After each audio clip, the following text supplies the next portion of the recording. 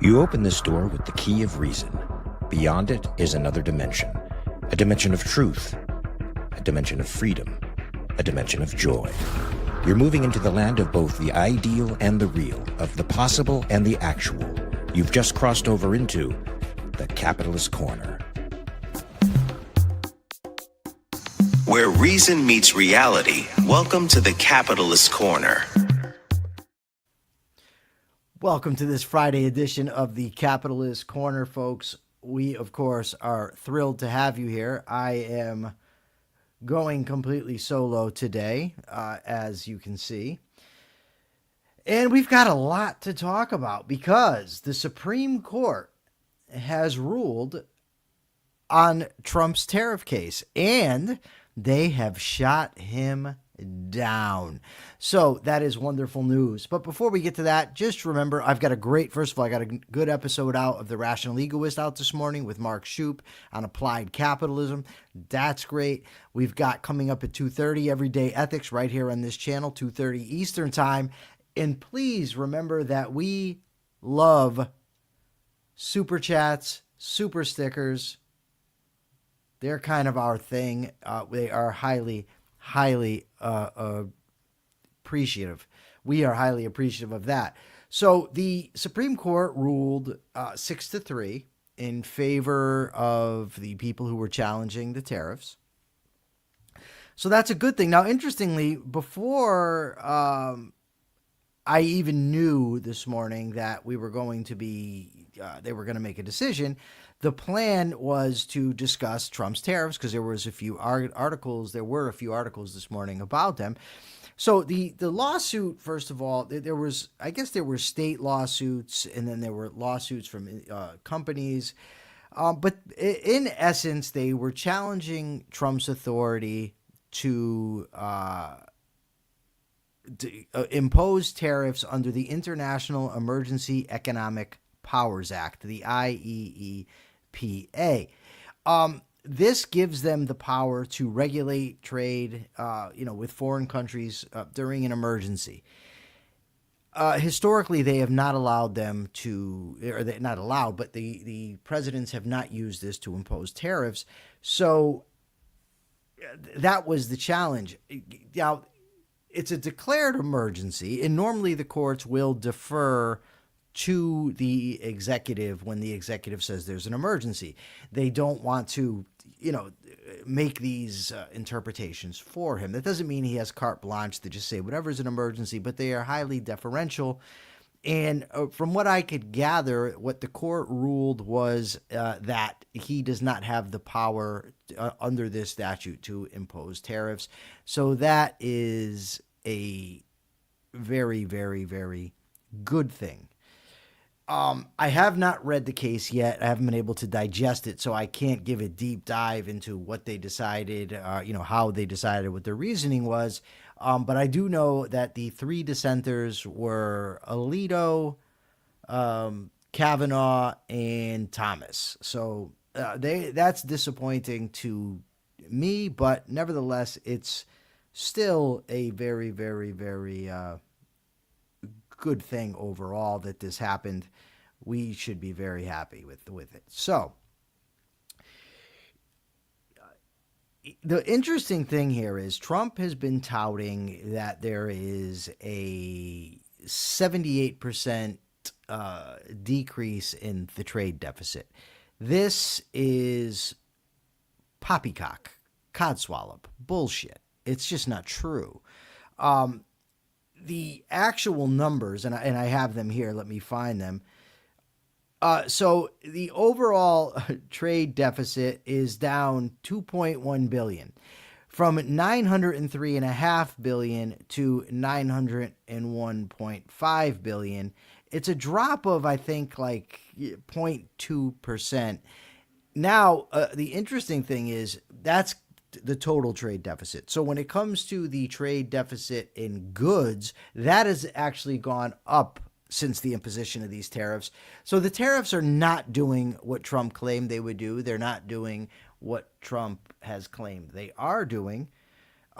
So, he once again is full of it. No, I do not. Trade deficits, I think, are irrelevant. I don't think that they matter. All that's telling me is that some people want to buy more from another country, people in another country, than they want to buy from here. Also, that money tends to get invested back into the United States anyway. Not really problematic. Certainly not worth violating the individual rights of the citizenry. So, as Jim says here, where'd he go? He said, narrow reading of laws and major questions doctrine is a win, with a big exclamation point at the end for that. Thanks, Jim. Jason Adams says, trade deficits and globalization are human progress. Yes, and yes, they are. So, of course, this is Friday, so we'll be taking any of your questions that you have. Feel free to ask, and if I can answer, I'd be happy to. And if I can't, well, then you're screwed, and I guess so am I. There's a study that came out that I found very interesting. That came out from the Cato Institute, if I can just find it here, about politically motivated violence. Now, let me just read a few things to you here. I was looking for articles after I read the study about politically motivated violence. So I just Googled it. So Politico had an article from September 12th, 2025, 10 political violence experts on what comes next for America. NPR, September 11th, 2025, a look at recent acts of political violence in the U.S. September 25th, left from the Center for Strategic and International Studies, left-wing terrorism and political violence in the United States, what the data tells us.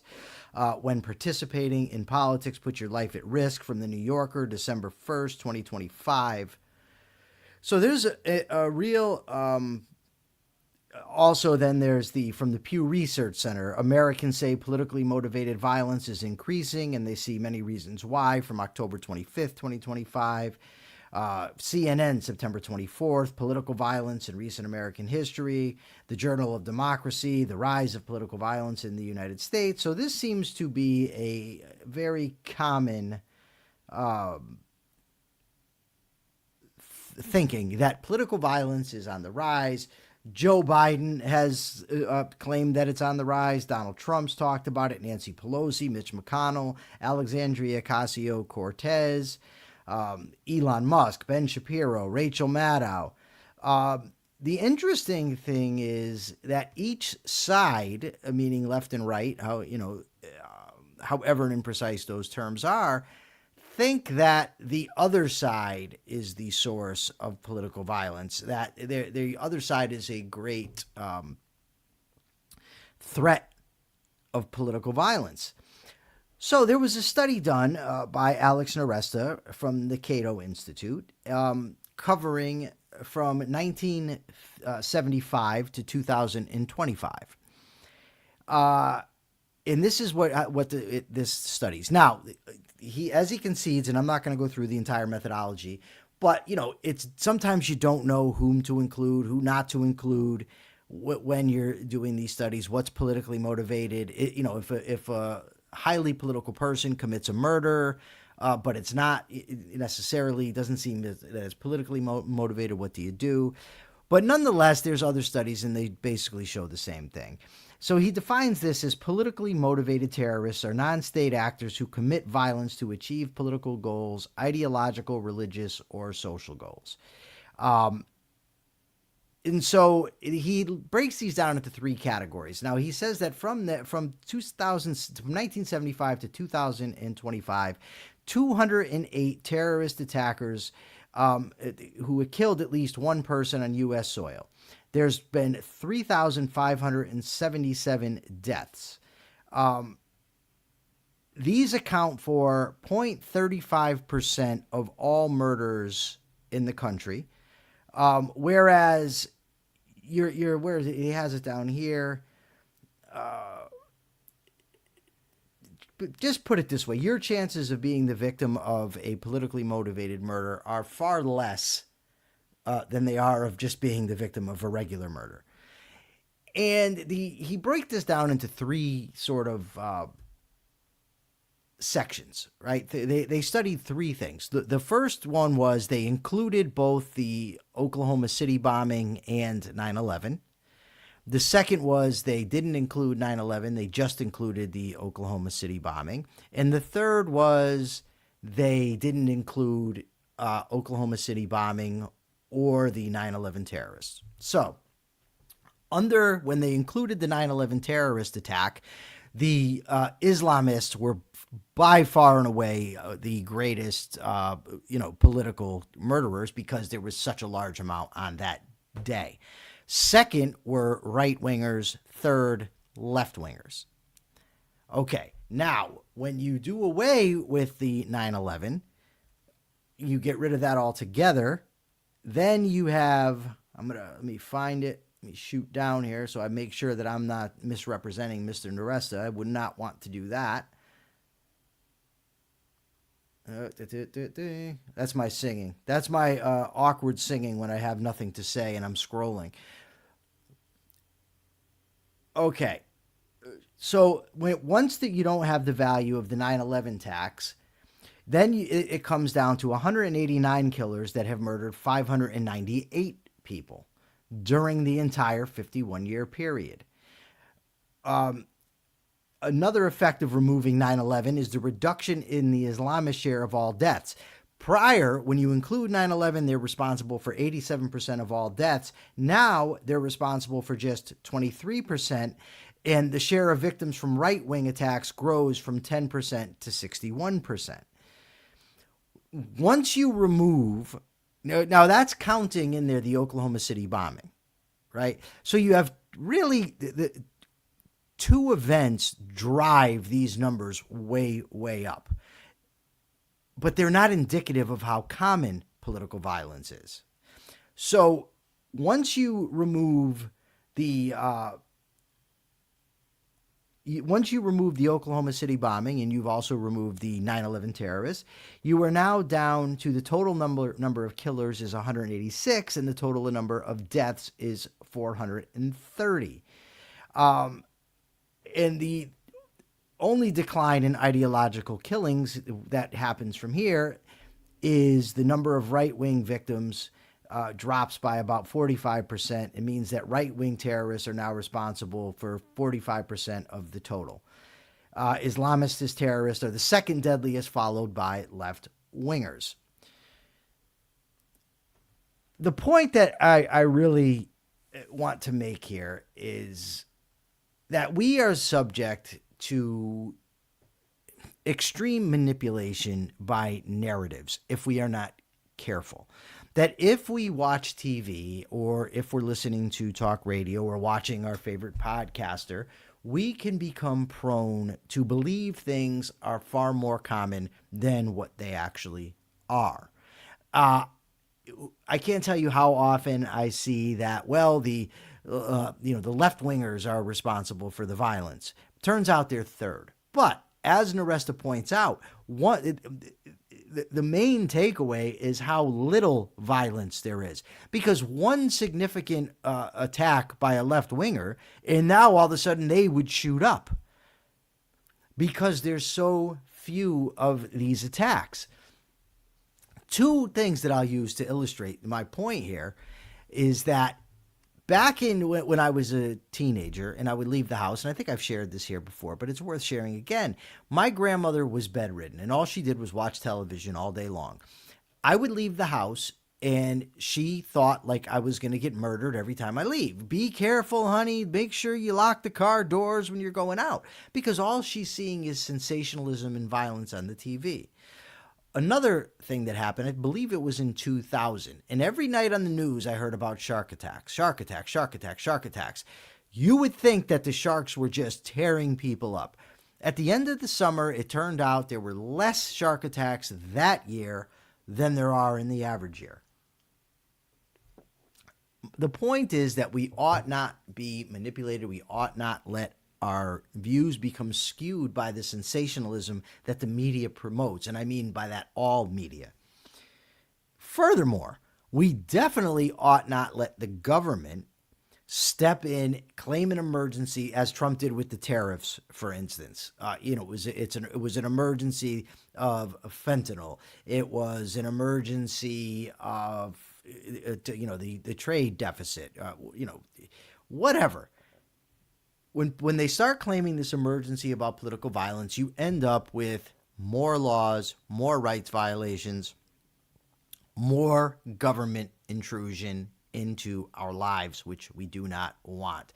Robert Naser, thank you for the $5. He says, shameless self-promotion. Amy and I will be discussing Rob Trzynski's run for Congress with the candidate himself on Sunday. That is awesome. I really like Rob Trzynski. I've interviewed him a couple times myself. I think he's a very, very, very bright guy.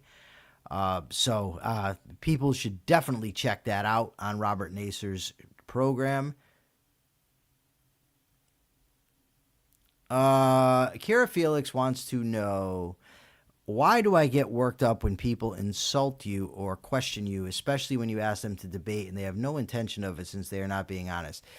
So there's a lot of different things that are worked in here. I don't get worked up when somebody questions me. If somebody questions me and they want to have an honest debate or they want to have an honest discussion, and if they're being rational, I love being challenged. I don't mind it at all. I've thrived on it for decades. So now you can have somebody that's being honest, but nonetheless is not following the logic of the position that they're taking. That is a fault of mine, because I allow that to get me worked up. So if somebody says, for instance, I'm going to overly simplify this just to make the point. Birds have wings. Every animal with wings can fly, but birds can't fly. They're not following the logical conclusion of their premises. When that happens in a discussion, I feel like I'm trapped. Because if somebody's willing to follow logic, then we have a means to settle the dispute, to settle the discussion, to both learn and grow. But if they're not following logic, I can't do anything. And this happens when you're talking to friends, as you know, it can happen. They can be perfectly honest. So that's, I will take it as my issue. That is an area where I have tried to work for a very long time. It's almost like a switch that goes off inside me when that happens, when I sense an illogic in the argument, or if we're having a discussion and irrelevant points are brought in. If you look at my face, because you can see it happen almost immediately when I realize that's what's happening. I find it very, very frustrating. Okay, now, when they insult me, I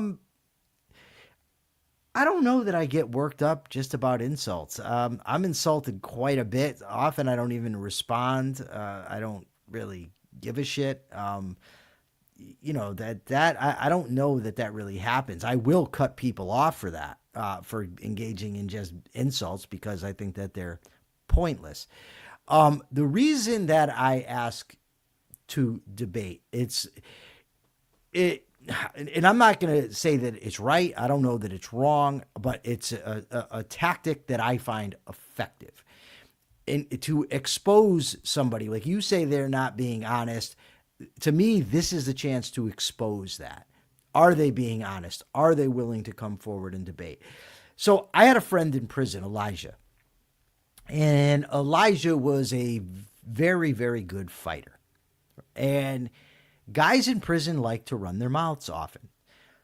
And Elijah would just put a stop to all that when guys would start talking and say, "You want to fight?" And they would, and he would say, "Do you want to fight me or not? That's all I'm interested in. Do you wish to fight?" Because everything else was just smoke and mirrors on their part. They were trying to put on a show for the audience that was the other prisoners. And Elijah knew that. So he would say, "Look, we could just settle it. Let's do it." And then that exposed the person for the lying cowards that they were. Similarly, Julian Simon, the great economist, he would put forth his data and his arguments, and people would come in and say, well, you're dumb, simple Simon. And he would then say, well, let's just bet on it then. Because the bet shows, are you serious? Do you really believe what you're saying? You're saying I'm stupid. I'm willing to put my money where my mouth is. So he's willing to settle it that way. So when somebody comes in and wants to tell me, well, you don't know what you're talking about, I say, okay, well, let's just debate the issue then.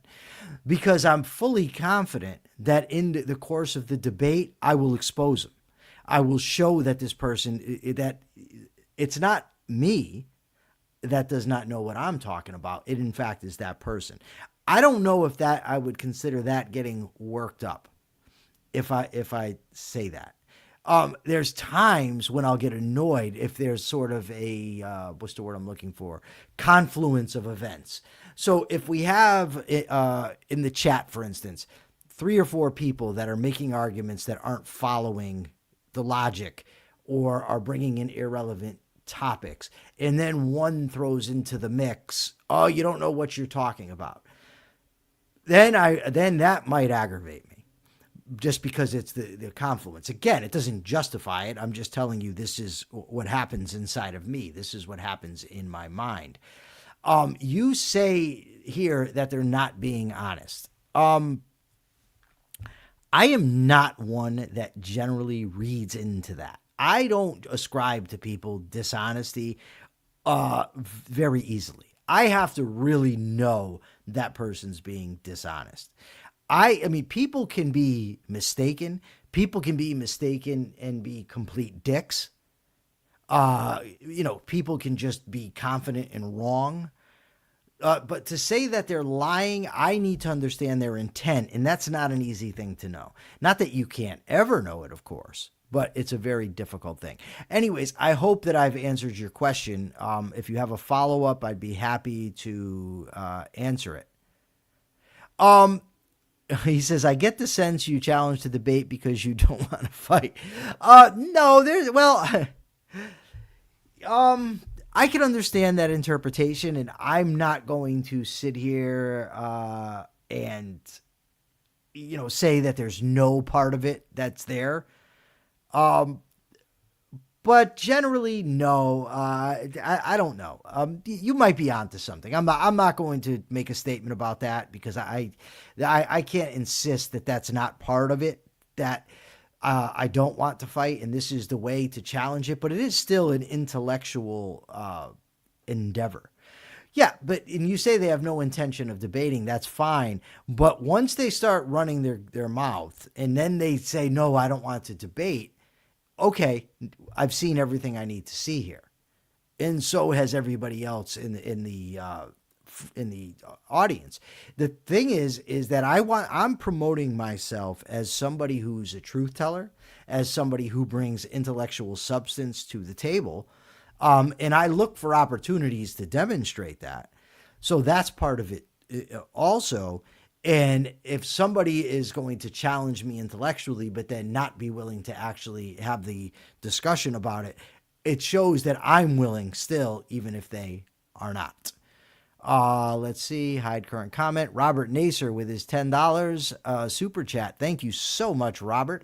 Robert says the contrast between Cyrano, who won't allow an insult to go unchallenged, and Howard Rourke, but I don't think of you, to be fascinating. Both are valid, and what matters is your reasoning and choice. Yeah, I am more inclined to side with Howard in this regard and not really give a shit about insults. I don't generally, I don't know. I've been insulted a lot and I don't respond. It's easy to see online that I'll respond, but in life I've been insulted a lot and don't respond. I sometimes don't respond online as well. I think it's usually a fool's game to respond. Not to say I don't ever fall into the trap. I will tell somebody that's all you have are insults. And, so that's a thing. Let me see here. That won't get you a lot. I don't know what he's saying. Ray says, I think that's why things amicably with me and Mike. When I got frustrated and said Mike was talking out of his ass concerning ADHD, we actually like each other and we have different awarenesses of ADHD. Yes, that won't get you a lot popular. I don't know what's not getting me popular. I don't know. I'm not a predictor of what's. Somebody actually said this to me yesterday in a private conversation about ways that I could be better on the air here, and they told me that I could be more serious. At least that's how I interpret it. Thank you very much, Jenna. No, I do not want to play poker.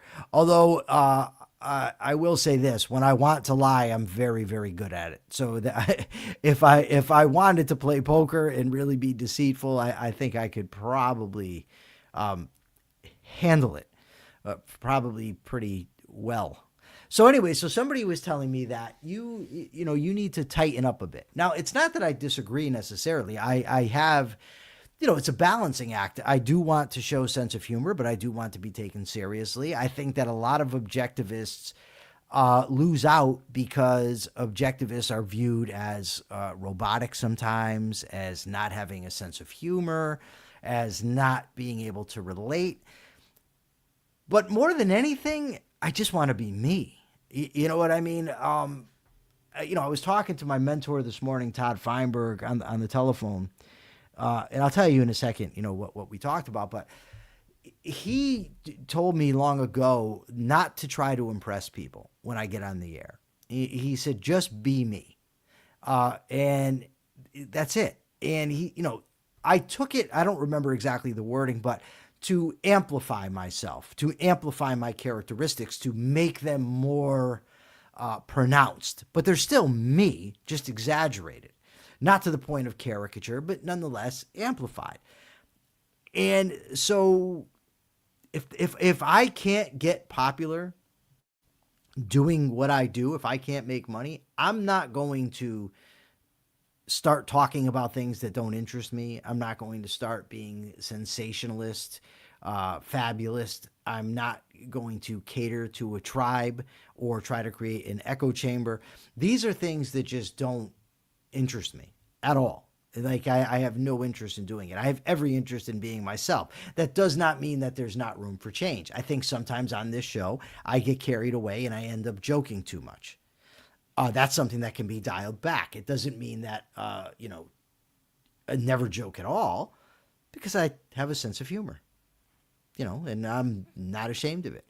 Ra Hazam says, Michael and I got into it once too, but I wasn't sure what he meant, so I asked, and when he clarified, I understood.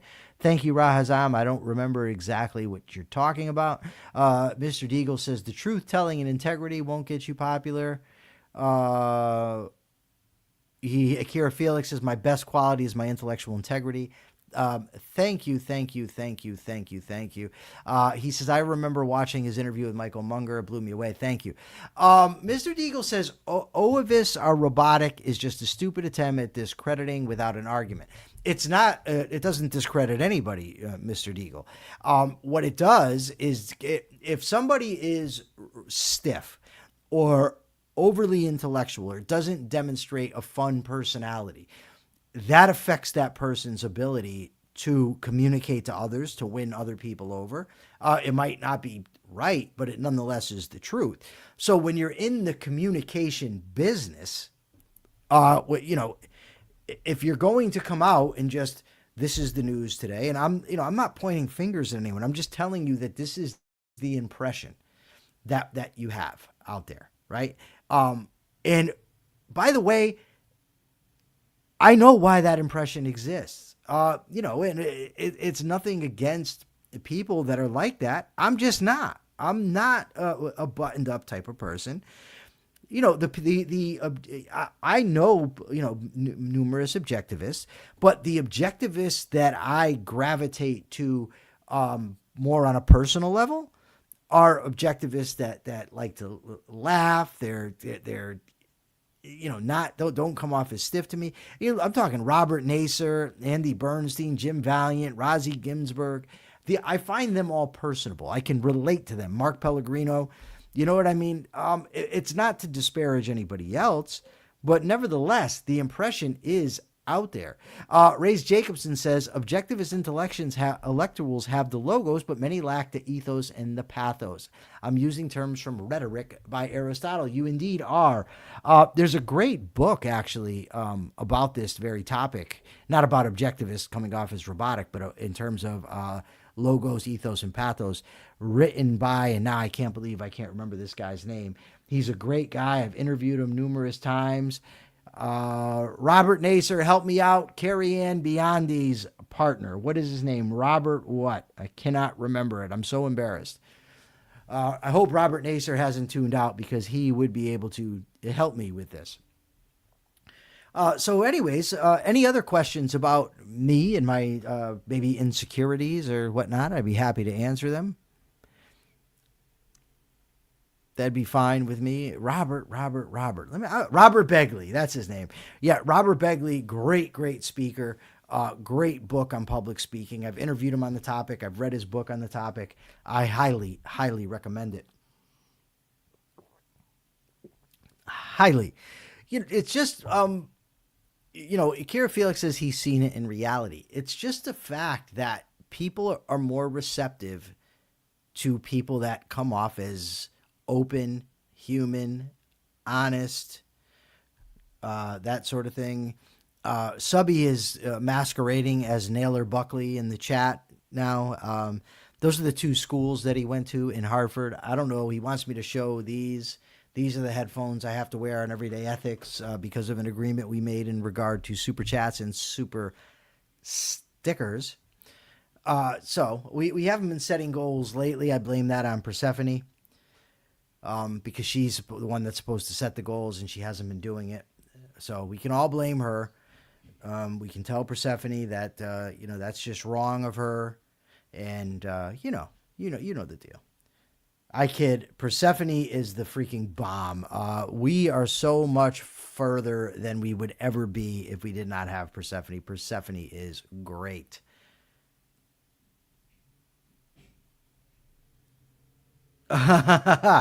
Akira Felix, you have a good memory, my brother.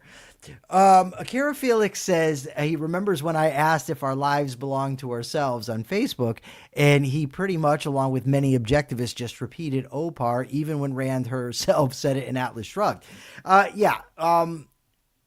Rand referred to people owning themselves numerous times, and Atlas Shrugged is one of the places. Nathaniel Brandon referred to it in his lectures on objectivism, and I was just absolutely attacked. Not attacked, physically, just people jumped all over me for this. One guy even said, if you're going to talk like this, we can go no further. And I was like, all right, dude, so we go no further. Like, I had one objectivist tell me in a chat, one of the groups that when I said I disagreed with Rand's definition of value, that it was incomplete, the guy said to me, why would you share that in a chance being censured? Like, what the fuck are you talking about? I'm a fucking adult. Censured? I don't care. Yes, fake objectivist. Yeah, that's fine. Like, I don't, I'm not on this planet to gain acceptance, to cater to other people, or pretend to be something I'm not to get people to like me. I'm me. And if you like me, you like me. And if you don't, that's cool too. You don't have to. Not everybody likes everybody. We're going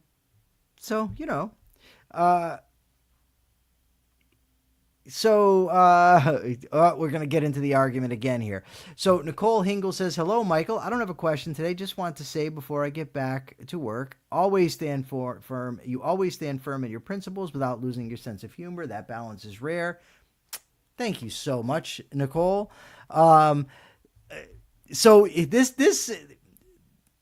Okay, Cuta Baba, I'm going to use you as an example here, just to kind of make the point that I think Akira Felix is referring to.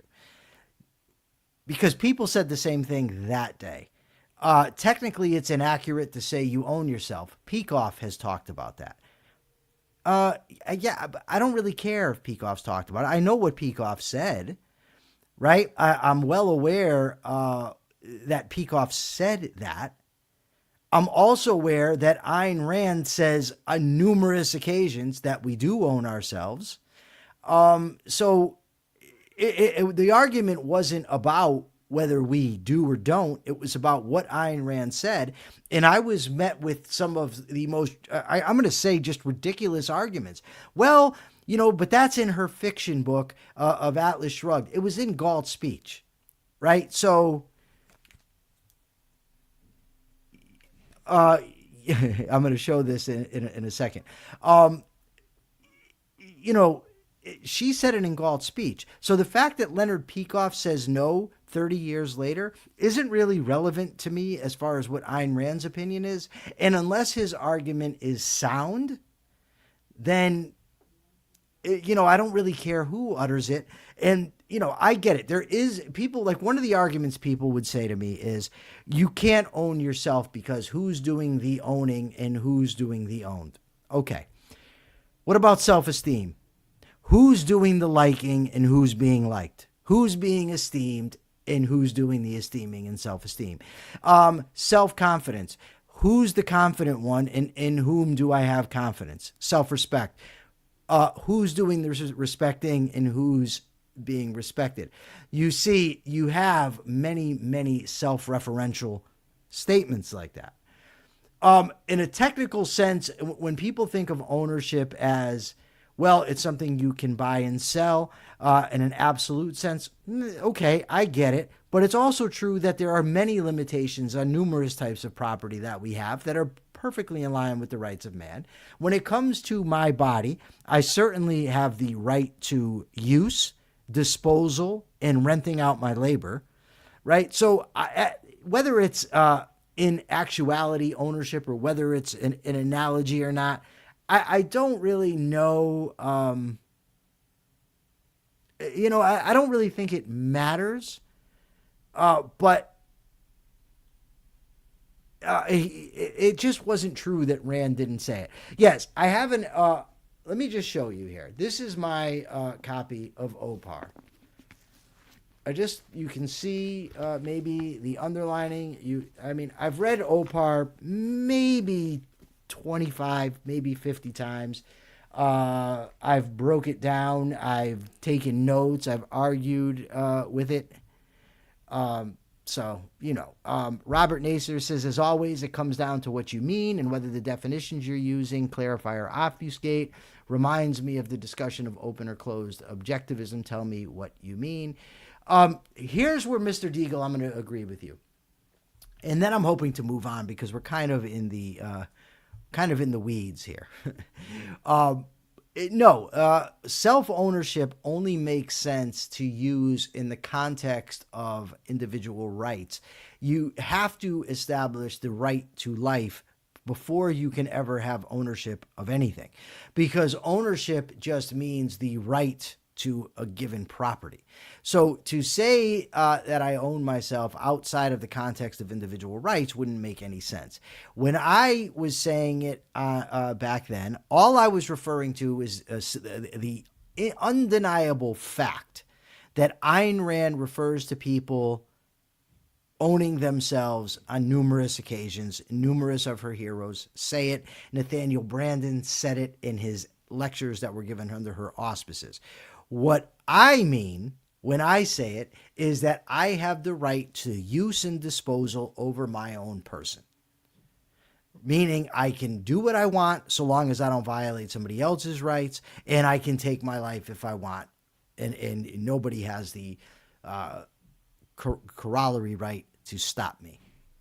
So that's what I mean, and we've kind of taken a big detour here. But it's fine. If the audience wanted to discuss it, that's cool. I don't really mind. It is Question Friday, right?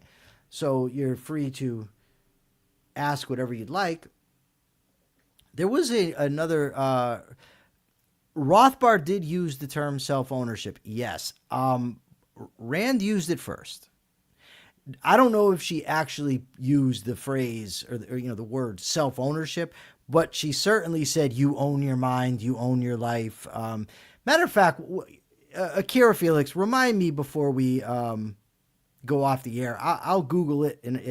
Matter of fact, Do me a favor, Persephone. Google instances where Ayn Rand refers to ownership of the self and post it in the chat here. So before we get to that, here's a sign of the times for sure.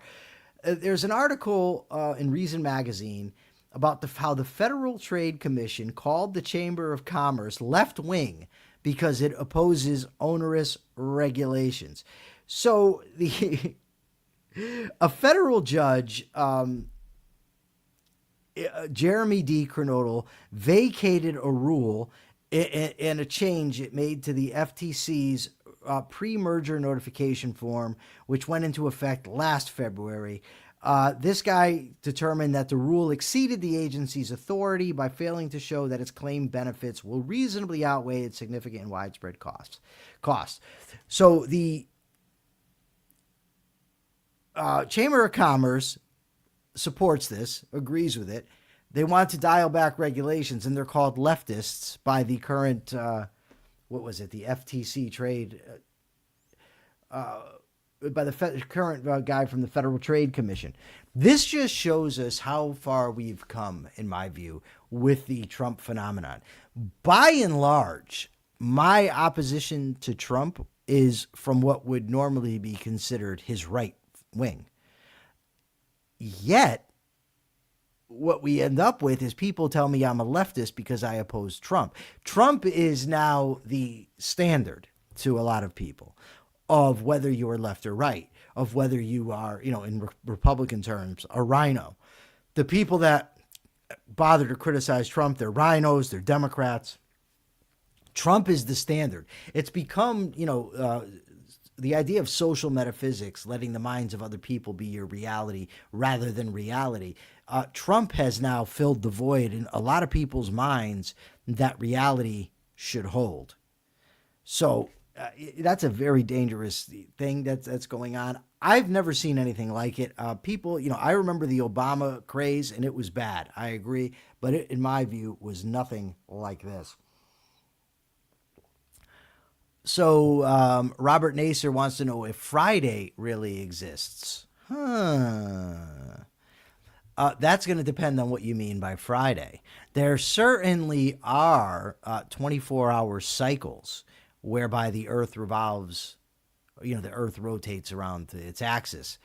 But, and then they've named each 24-hour period accordingly. But does Friday have a feel? Could you identify Friday outside of any relation to anything else? It's very relational, Robert. That's my answer. Akira Felix says he's starting to think it's more possible to change the Democratic Party than going back to the Republican Party of the Obama administration. Wow, that might be the case. You might be right.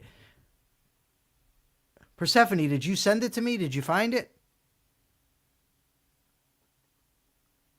No? Robert Naser with a $2 super chat. He says, mind blown. Persephone, what happened? No? Let me put Persephone up here. Persephone, were you unable to find it? The instances where she references self-ownership. Yes. I mean, if you check the private chat, maybe, that would help. But it's supposed to be up here so I can upload it to the screen. My son, do you want me to take a screenshot of this? Yeah, I want it to be in this area so I can put it up. Bro, you make my life so hard. Persephone, you need to be more ebullient and effusive with your normal bubbly personality. I understand you had an asthma attack earlier.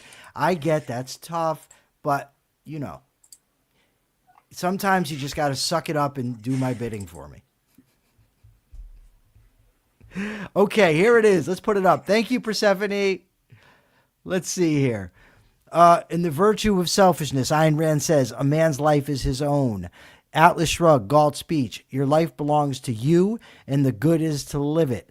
Atlas Shrugged, Galt's speech, The condemnation of altruism rests on the premise. He said, if your life belongs to others, you cannot live it.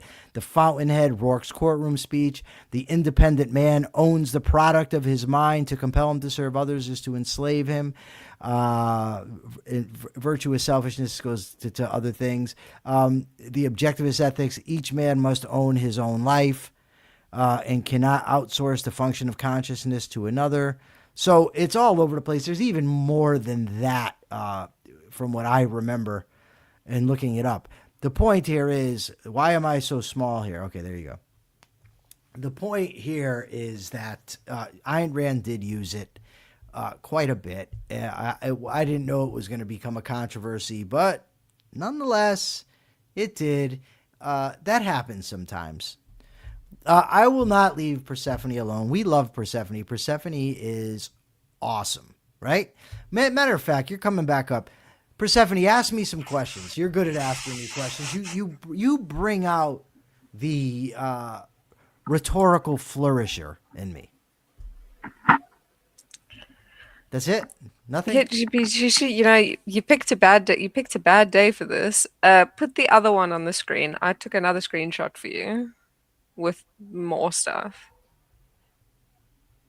Also, you missed questions that were in the private chat. All right, let me scooch. All right, I didn't miss that one. You don't want to be violent. I get the sense. I answered that. A lot of Christians claim that Dark Ages were not dark. Do you think this is true, or is it propaganda? There's a lot of revisionist history out there that says it was not. The Dark Ages weren't actually dark. I'm inclined to think it's wrong, but I am not I'm not a historian. There's a great book. I loved it, called The Closing of the Western Mind. I thought did an excellent job of explaining it. It's going to depend. I think oftentimes, like Robert says, what do you mean by dark and not? So until it's really proven to me otherwise, I'm going with the Dark Ages. So, I'm not saying I won't listen to, I won't listen to arguments, that sort of thing. Mr. Deagle says it's a controversy because libertarians use self-ownership as a justification for anarchy. That's fine, but even if you take self-ownership, it doesn't imply anarchy. So, I get that they do that, but the argument doesn't follow, so it doesn't matter. Robert says, let it go. But Robert says, let it go. Robert pulled a fast one here.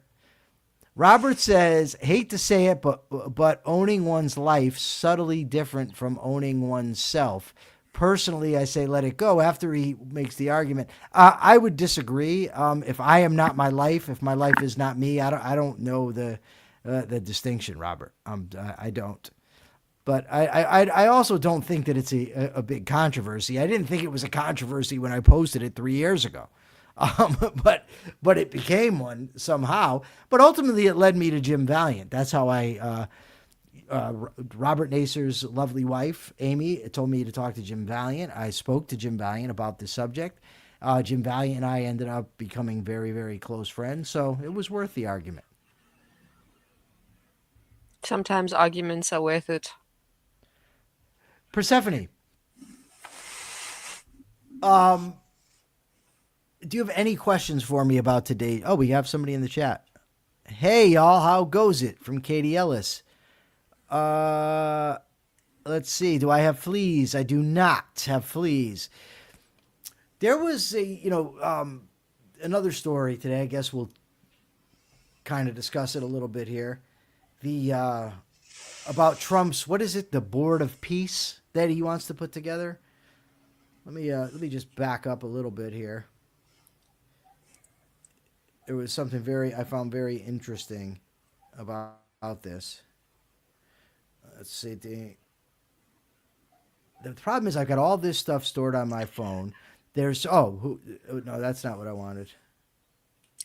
I think you should start sending me these things as well. When you send them to Mark or to James, I think you should send them to me as well. So I know what's going Okay. on. All right. So, President Trump's Board of Peace held its inaugural meeting yesterday in Washington, D.C. The body is made up of more than 20 countries planning to oversee the reconstruction of Gaza, among other efforts. The U.S. and 9 other countries will contribute $17 billion to the board and its Gaza relief plan. The funding falls well below the projected $70 billion needed to rebuild after the estimated 80% of Gaza's buildings were damaged. 5 countries will contribute troops to the matter. So they are $53 billion below cost on this thing already. That is not good. When you throw into the mix the amount of countries who are not joining, so I've got the list over here. Accepted. These are the people that are on Trump's board: Albania, Argentina, Armenia, Azerbaijan, Bahrain, Belarus, Bulgaria, Cambodia, Egypt, El Salvador, Hungary, Indonesia, Israel, Jordan, Kazakhstan, Kuwait, Kosovo, Morocco, Mongolia, Pakistan, Paraguay, Qatar, Saudi Arabia, Turkey, the United Arab Emirates, Uzbekistan, Vietnam. The countries that have rejected it are Austria, France, Germany, Greece, Ireland, Italy, New Zealand, Poland, Slovenia, Sweden, the United Kingdom, Ukraine, the Vatican. It's not exactly a who's who in the good countries that we have joining this. Now, when you add to this, right, that the ceasefire, while technically is in place, it's very fragile. There's still shooting back and forth on on the regular. Hamas, a part of this, is supposed to agree to disarm. They have not agreed to disarm. So basically, you have an underfunded board of peace that doesn't have some of the most important countries in it, has some very bad actors in it, overseeing a peace that is a ceasefire really in name only, over the terms of an agreement that one side is definitely not following. Sounds like it's going to really, really work out for the best. Trump wants this organization to kind of oversee the United Nations. Sounds like another Trump university to me. It all sounds terrible. Here's a great question from Mr. Deagle. Mr. Deagle says, if evil is impotent, how can Nazis do so much damage in a war against much freer countries? The problem, I think, Mr. Deagle, is in the way that you are interpreting what it means to say that evil is impotent. Ultimately, evil creates nothing. Evil is completely dependent on the good. So there's nothing to stop me, for instance. If I'm bigger, stronger, and better armed than a good human being that produces and that has earned a fortune, I can still go rob him. What I can't do by those means is create, is add value, provide goods that are to be traded. That's why it said that evil is impotent. It doesn't mean that no evil person can ever be powerful or evil group of people can gain power, but necessarily they are dependent on the good, right? So when you say, well, you can't live as a parasite. Well, you could, for a limited time, of course, survive as a parasite on somebody else's production. The point of the matter is, if that person stops producing, or if that group stops producing, you're fucked, because you're not a producer yourself. That is what is meant by evil is impotent. And also, as Race Jacobson says, we did ignore Hitler, for many years there. So, if we don't have any questions, I'm going to wrap up a little early here today. What do you think, Persephone? Is that acceptable? I think that that's a great idea. I feel like you've gone overtime a couple of days, so I feel like it's fair. Okay, so Mr. Deagle, I don't know what the snaction of the victim is. But yes, the sanction of the victim can be a very, very big issue here. But the victim does not always have to lend sanction in order for the evil to harm him. Right? Okay. So, and by the way, we were supposed to go over the answers to yesterday's question about The Economist. We got one answer. The answer was from the guy who told me I should go over it the next day, Jim Valiant. His answer was Ludwig von Mises is his favorite economist. And I agree. That's my favorite economist as well. But I wish more people would have went and answered it, and then we could have talked more. So my capitalist thought of the day is that for us proponents of of capitalism, it can be fun to get into arguments, and I do think that semantics are important. I think that language is important. But if our biggest disagreement is over whether self-ownership is a legitimate concept, this is not something that we need to dislike each other about. And there are a lot of similar issues that come down to terminology. I think they're worth arguing over. I don't think they're worth unfriending over. We need to be strong in our advocacy for capitalism, and we need to team up with like-minded people, assuming that they are indeed like-minded in the relevant ways. So with that, Persephone is going to ask a question that we want you to go answer on YouTube, and I will address it on Monday.